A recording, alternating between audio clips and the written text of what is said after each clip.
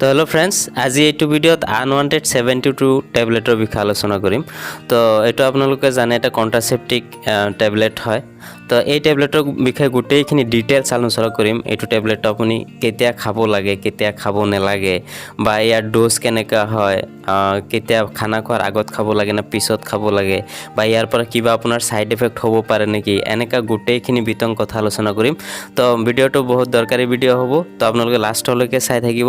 আৰু যদি চেনেলটো নতুনকৈ চাই আছে তেতিয়াহ'লে চেনেলটো ছাবস্ক্ৰাইব কৰিব নাপাহৰিব, কাৰণ এইটো চেনেলত আপোনাৰ প্ৰত্যেকটো মেডিচিনৰ ওপৰতে এটা ভিডিঅ' বনাই আপলোড দিয়া হয়। তো গতিকে ফাৰ্মাচীত থকা প্ৰত্যেকটো মেডিচিনৰ বিষয়ে যদি আপোনালোকে শিকিব বিচাৰে তেতিয়াহ'লে চেনেলটো ছাবস্ক্ৰাইব কৰি দিয়ক আৰু কাষৰ বেল আইকনটো প্ৰেছ কৰিব নাপাহৰিব।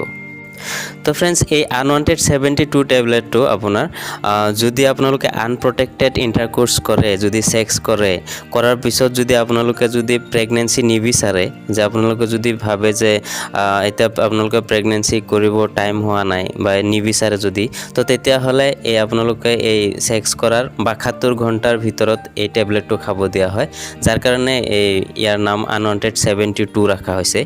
তো যদিও 72 ঘণ্টাৰ কথা কোৱা হয়, কিন্তু আপোনালোকে এটা কথা মনত ৰাখিব যে এইটো আপোনাৰ যিমান সোনকালে খোৱা হয় সিমান বেছি ভাল হয়।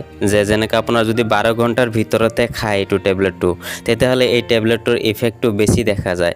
কিছুমানৰ ক্ষেত্ৰত আকৌ এনেকুৱাও দেখা যায় যে ইহঁতে ইণ্টাৰকোৰ্চ কৰাৰ আগতে এইটো টেবলেটটো খাই দিয়ে। তো এনেকুৱাও কৰিব নালাগে। তো আপোনালোকে যদি খাব বিচাৰে তেতিয়াহ'লে ইণ্টাৰকোৰ্চ কৰাৰ 72 ঘণ্টাৰ ভিতৰত বা 12 ঘণ্টাৰ ভিতৰত খাই দিলেই এইটো টেবলেটটোৰ ৰিজাল্ট দেখা পোৱা যায়। তো এই আনৱান্টেড 72 টেবলেটটো খোৱাৰ আগতে আপোনালোকে এটা কথা জানি থ'ব লাগে যে এই টেবলেটটো এটা ইমাৰ্জেঞ্চি কণ্ট্ৰাচেপ্টিক পিল হয়। এইটো আপোনালোকে ৰেগুলাৰ ইউজ কৰি থাকিব নোৱাৰে। ৰেগুলাৰ ইউজ কৰি থাকিলে আপোনালোকৰ ছাইড এফেক্টটো বেছি হোৱাৰ চান্স হৈ যায়। তো ৰেগুলাৰৰ কাৰণে আৰু এক টাইপৰ কণ্ট্ৰাচেপ্টিক পিল আছে, যিটো ৰেগুলাৰ কণ্ট্ৰাচেপ্টিক পিল হয়, যিটো আপোনাৰ এটা ষ্ট্ৰিপত 21টা টেবলেট থাকে। যেনেকৈ মালাডি টেবলেট পাব আপোনালোকে ফাৰ্মাচীত, সুখী টেবলেট, মালাডি টেবলেট, সেইকেইটা আপোনাৰ ৰেগুলাৰ কণ্ট্ৰাচেপ্টিক পিল হয়, সেইটো দৈনন্দিন খাব দিয়া হয়। তো সেইটোৰ টেবলেটৰ বিষয়ে মই বেলেগকৈ ভিডিঅ' এটা বনাম। তো এইটো টেবলেটৰ কথা মনত ৰাখিব যে কেতিয়াবা যদি আপোনাৰ ৰেগুলাৰ যিটো কণ্ট্ৰাচেপ্টিক পিল আছে, মালাডি, সুখী, সেইকেইটাক যদি কিবা কাৰণত ভুলতে যদি আপোনালোকৰ কণ্টিনিউ 2 দিন মিছ হৈ যায়, আৰু তাৰ মাজতে যদি আপোনালোকে আনপ্ৰটেক্টেড ইণ্টাৰকোৰ্চ কৰি পেলাই যদি ছেক্স কৰে, আৰু যদি আপোনালোকৰ মনতো যদি সন্দেহ হয় যে প্ৰেগনেণ্ট হৈ যাব পাৰে বুলি, তো তেতিয়াহে এই আনৱান্টেড 72 টেবলেটটো খাব দিয়া হয়।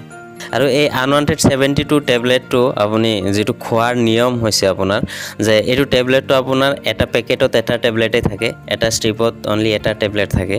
তো এই টেবলেটটো আপুনি খানা খোৱাৰ পিছত আধা ঘণ্টা পিছত আপুনি এগিলাচ পানীৰ লগত এই টেবলেটটো খাব পাৰে। আৰু এইটো মেডিচিনটোৰ যদি ছাইড এফেক্টৰ কথা আলোচনা কৰোঁ, তেতিয়াহ'লে এই আনৱান্টেড 72 টেবলেটটোতো ছেফ মেডিচিন হয়। ইয়াৰ পৰা ইমান ডাঙৰ ছাইড এফেক্ট একো দেখা পোৱা নাযায়। তথাপিতো কিছুমান পেচেণ্টৰ ক্ষেত্ৰত সৰু সুৰা ছাইড এফেক্ট কিছুমান দেখা পোৱা যায়, যেনেকৈ খোৱাৰ পিছত পেট বিষ হয় কিছুমান পেচেণ্টৰ, বা ডায়েৰিয়া হ'ব পাৰে, লুজ মোশ্যন হ'ব পাৰে, এনেকুৱা ছাইড এফেক্ট হিচাপে দেখা পোৱা যায়। বা কিছুমান পেচেণ্টৰ ছাইড এফেক্ট হিচাপে চুৱেলিং হ'ব পাৰে, চকুখিনি বা মুখটো অলপ ফুলিব পাৰে, এনেকুৱা ছাইড এফেক্ট হ'ব পাৰে। আৰু আপোনাৰ মহিলাসকলৰ যিটো মেনষ্ট্ৰুৱেল চাইকেল থাকে, যে মাহেকৰ কোনটো ডেটত যিটো মেন্স হয় আপোনালোকৰ, সেই টাইমটো অলপ ইফাল সিফাল হ'ব পাৰে, টাইমটো গড়বড় হ'ব পাৰে, বা যিটো আপোনাৰ মেনষ্ট্ৰুৱেলৰ যিটো ব্লিডিং হয়, যিটো ব্লাড যায়, ব্লিডিংটো অলপ বেছি হ'ব পাৰে। তো এনেকুৱা কিছুমান প্ৰব্লেম দেখা যায় ছাইড এফেক্ট হিচাপে। তো এনেকুৱা যদি আপোনালোকে আৰু ইয়াৰ উপৰিও যদি কিবা আননোন প্ৰব্লেম পায়, যদি কিবা অসুবিধা পায়, তেতিয়াহ'লে আপোনালোকে ডক্টৰ চাহাবৰ কনচাল্ট কৰিব সদায়, তাৰপিছতে এই টেবলেটটো খাব।